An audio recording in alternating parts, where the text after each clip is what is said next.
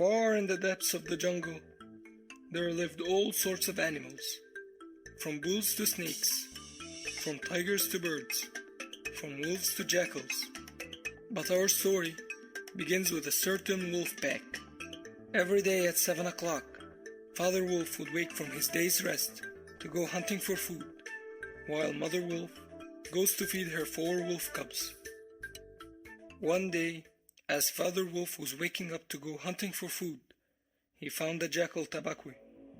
Tabaqui was hated from the wolves of the jungle because he causes nothing but troubles for them. "What do you want, Tabaqui?" Father Wolf said. "Oh, nothing. I came to tell you that Shere Khan the tiger has started hunting on these grounds today," said Tabaqui with a wicked smile. "He has no right to be here," Father Wolf said. "The law of the jungle states that he has no right to change grounds without warning. He will scare all our prey, and I need to hunt for 4 cubs these days." "Shall I send him your good wishes?" Tabaqui said. "Out with you. Go to your master," Father Wolf said. "Oh, I will. You could probably hear him down here anyway," Tabaqui said. Father Wolf listened, and below the valley he heard a loud cry. "The fool!" Father Wolf said. "Does he think he would catch anything with a noise like that?" Mother Wolf said. "Shh! This is not the voice of a prey. It's the voice of a boy." "Boy?" said Father Wolf angrily. "Is it not enough that he takes our land as his playground? Now he's hunting boys?" The law of the jungle forbids any beast to eat a human being, unless it is for self-defense, for they do not want to bring people of the nearby villages to their ground, which would cause trouble to every animal in the jungle. It also specifically forbids any beast to prey upon a young child, for it brings dishonor upon them. Father Wolf started running fast, but quietly, as the cries started getting louder, and as Shere Khan started to jump for the kill, Father Wolf ran away with the little crying thing, leaving Shere Khan to jump on the mud, as Father Wolf runs with it back to his cave where Mother Wolf lives. "How little, how beautiful and how bold," said Mother Wolf softly. The baby pushed his way between her cubs to get warmer. Suddenly, the moonlight coming throughout the cave was blocked by the tiger as he tried to thrust himself into the cave. "Shere Khan does us great honor," said Father Wolf, "but he seems so angry. What does Shere Khan need?" "The boy," Shere Khan said. "The boy's parents ran away. Give him to me. The wolves are a free people. We take our orders from the head of the pack, not from a stripped cattle killer." "The boy is ours," Father Wolf said. Shere Khan was very angry, yet he could not enter the cave because of how big he was. "The cub must be shown to the pack," Shere Khan said as he left the cave. "Shere Khan is right. We must show the boy to the pack to decide his fate," said Father Wolf. "What shall we do?" Mother Wolf said. "Let the boy rest today, and tomorrow we shall show him to the pack." "Sleep tight, little Mowgli." Mother Wolf named the boy and tucked him to sleep with her cubs. On the next day, the boy was shown to the wolf pack. "This boy is mine," Shere Khan said. "Give him to me." "What would you do with a boy? Who speaks for this boy?" Akela, the leader of the wolf pack, said, "I speak for him." Mother Wolf said, "I would like to bring up young Mowgli to grow as one of my own children." "Very well," Akela said. "However, the law of the jungle states that 2 more creatures must speak for him." "I speak for the boy," said a wise brown bear who goes by the name of Baloo. "Let the boy run with the pack, and I will teach him myself the ways of the jungle." Suddenly, a black shadow dropped into the circle. It was Bagheera the Black Panther, I speak for the boy, Bagheera said. To kill a young boy is a shame, and I trust what Baloo sees in the boy. Shere Khan left in anger as he promised that one day he would take the boy for himself. Take him away and train him as one of your own, Akela said. Years have passed as Baloo trained Mowgli how to swim, how to speak to different beasts, and taught him how to be wise in the jungle, while Bagheera taught him how to avoid human traps, how to climb up trees, and how to hunt for food. Mowgli used to have problem-solving skills as he was younger, but as he grew older and older, he was able to learn faster, be smarter, and protect himself from the danger. He started attending at the Council Rock with Akela and the wolf pack as one of their own. Mother Wolf warned Mowgli as he grew older that Shere Khan hates him and that he should not be trusted, and that one day he may have to kill him. As Mowgli was growing older, Shere Khan started making friends with the younger wolves of the pack. Shere Khan started plotting to kill Akela, and started telling his new friends how a man has no right to be at their council, as he is not one of them. Bagheera, however, had eyes and ears everywhere, and learned of Shere Khan's plot to kill Akela and Mowgli. And when the day came, Bagheera told Mowgli, "Mowgli, Mother Wolf has warned you about Shere Khan, hasn't she?" Bagheera asked. "She has warned me many times of that lame tiger. But as long as I have you and Baloo, I don't need to worry," Mowgli replied. "For I am a member of the pack, and we share a bond by blood." Mowgli continued, "I'm afraid the time has come for you to face Shere Khan. He has made new friends, and they are plotting to kill Akela. And Akela is weak and old now. He won't be able to fight by himself. And then he's going after you," Bagheera said. "Find the red flower, for it will help you defend yourself against Shere Khan and those who would come after you. You must get it quick. It grows in villages and hot pots," Bagheera continued. Mowgli ran as fast as he can until he reached the nearest village. He has never spoke to humans, as he fears them. So he waited until a family of villagers went to sleep at night.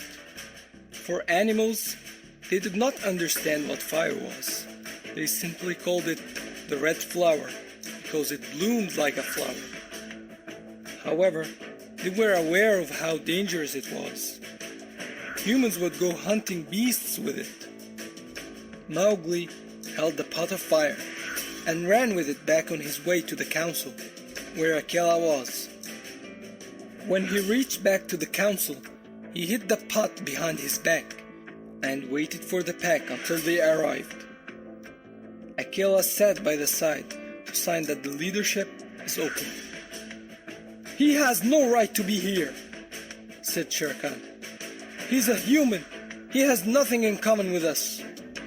Shere Khan would have never said such a thing when Akela was younger. Mowgli stood up to speak for himself. "Free people! What does Shere Khan have to do with us? Do you accept him to lead our pack now?" "I see that the leadership is quite open for someone to take it right now. Isn't that right, Akela?" Shere Khan said. "The leadership of this pack has and always have been from the pack itself," Mowgli said. "Silence, Mowgli," Akela said. "Let him speak. He has kept our law, and the position is quite open for anyone strong enough to take it. Now, who is ready to fight me to take it?" Akela continued as he held his head high. There was a long silence, for no one was brave enough to fight their former brave leader. Then Shere Khan roared, "The likes of him has lived for too long. He is nothing but a toothless fool, a mere human destined to die. Give him to me. He has troubled the jungle for 10 seasons. Give him to me, or I will keep hunting here forever. Shere Khan continued. More than half of the pack yelled, Return this man back to his village. He has nothing to do with us. And turn the people of the village against us? No, give him to me. I shall get rid of him for you. Shere Khan said, He has eaten our food. He has slept with us. He has hunted with us. He has never broken the laws of the jungle. Akela said, But I have heard what some of you did. You cowards! You've been stealing children from the village, making troubles to the villagers. You have shamed our pack, all under Shere Khan's teaching. But I won't go out without fighting.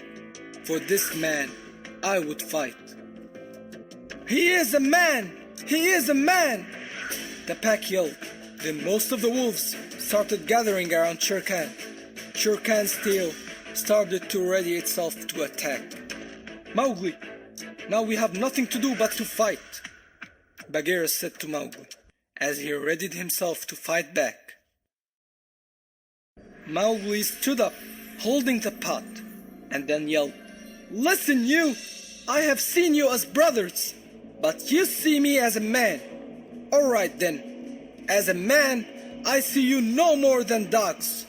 You are no longer my brothers, and I am no longer in this council.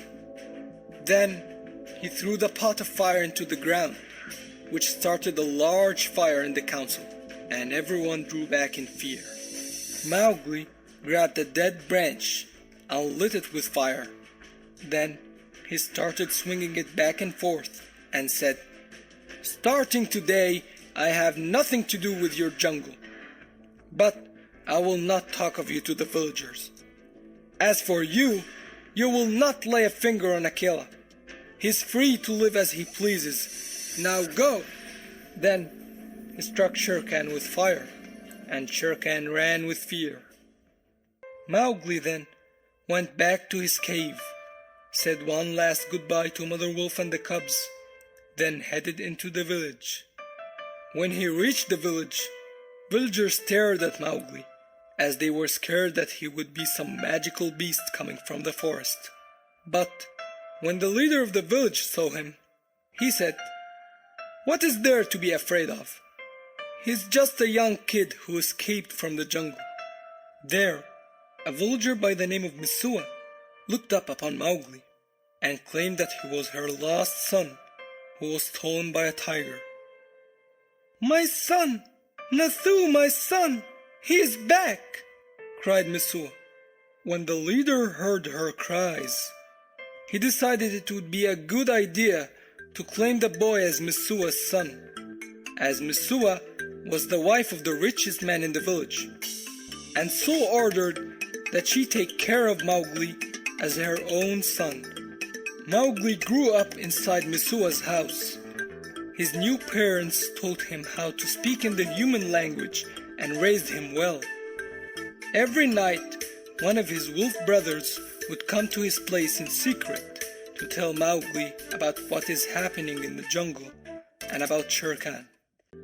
In the jungle, Mowgli was seen weaker in strength than most beasts, while in the village, Mowgli was a lot stronger than the other villagers. So they decided to give him tasks. They taught him how to herd the cattle, and he would do his work every day. In the meanwhile, Shere Khan has been waiting for the right time to have his revenge. He hated Mowgli and wanted to kill him for hitting him with that burning stick. So he waited and waited for the right moment to come to strike.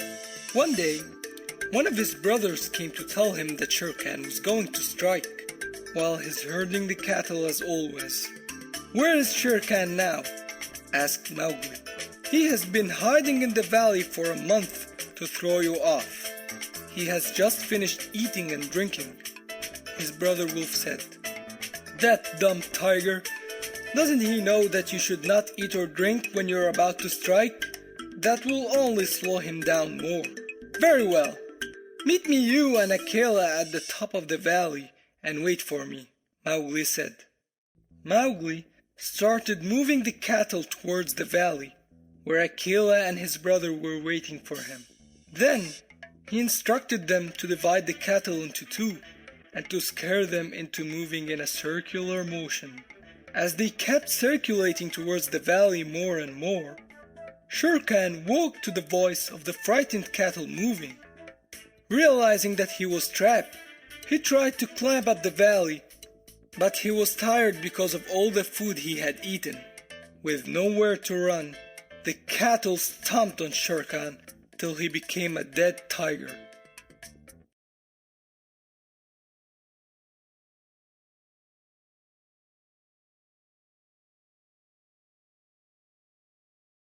As Mowgli celebrated his killing of the tiger, he did not know that the cattle owner was watching him all that time. He saw him talking to the wolves and him killing the tiger. He ran away scared to the village to tell the people about what he had found and claimed that Mowgli was an evil spirit and that he used magic. When Mowgli returned to the village, he found the people of the village throwing rocks at him. "Leave, you evil spirit!" cried the villagers. "Leave him alone! He's my child!" said Messua. Unfortunately, the villagers were far too scared of Mowgli to listen to Messua. Mowgli smiled to his human parents, who raised him when he had no place to live, and then said goodbye to them as quickly as possible. Then he left to go back to the jungle. Mowgli and Akela returned to the council with the body of the dead tiger. "Here is Shere Khan, who has troubled us for so long, who has been stealing our food, scaring us, causing troubles in the jungle. He is no more," said Mowgli. The pack of the wolves looked in silence as they saw the dead tiger. Then they started rejoicing. "Akela! Mowgli! We were so wrong! Lead us again! We could hunt no food when Shere Khan was leading us," cried the pack. "You left me when I was in need. You said we were not brothers," Mowgli said. "I can no longer lead you. I'm weak and old. You are the free people. You need to choose a new leader from your own," Akela said. Mowgli returned to the cave where Mother Wolf was waiting. "I did it! I killed Shere Khan," said Mowgli. Mother Wolf was very happy that her son was back to her. Mowgli saw that neither the humans nor the wolves accepted him. So he lived as a free person and started hunting with his brothers for the rest of his days.